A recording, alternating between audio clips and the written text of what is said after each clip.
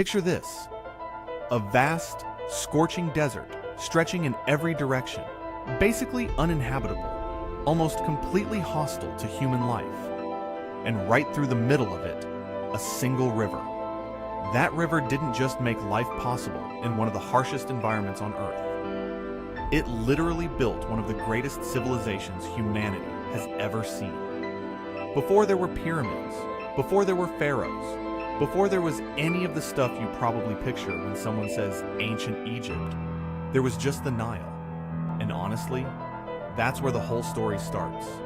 People were living along the Nile's banks as far back as the 12th millennium BC. That's somewhere around 10,000 years ago, give or take. These weren't farmers yet. They were hunter-gatherers and early grain-grinding communities, making the most of what the river provided. But over thousands of years, something important started to shift.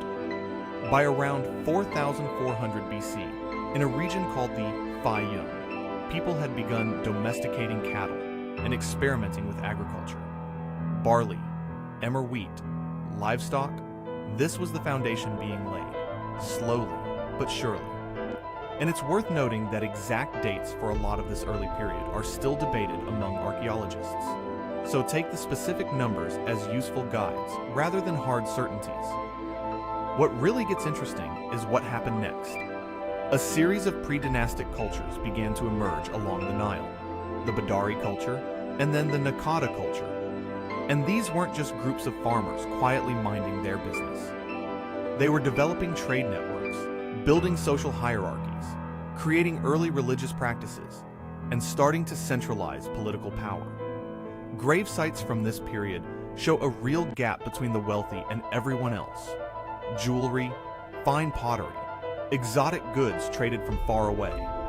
The seeds of a complex society were already being planted long before anyone carved a hieroglyph or stacked a single stone. Now here's something that often gets overlooked. Egypt wasn't always one unified place. For a long time, it was essentially two separate regions. Upper Egypt in the south and Lower Egypt in the north near the Nile Delta.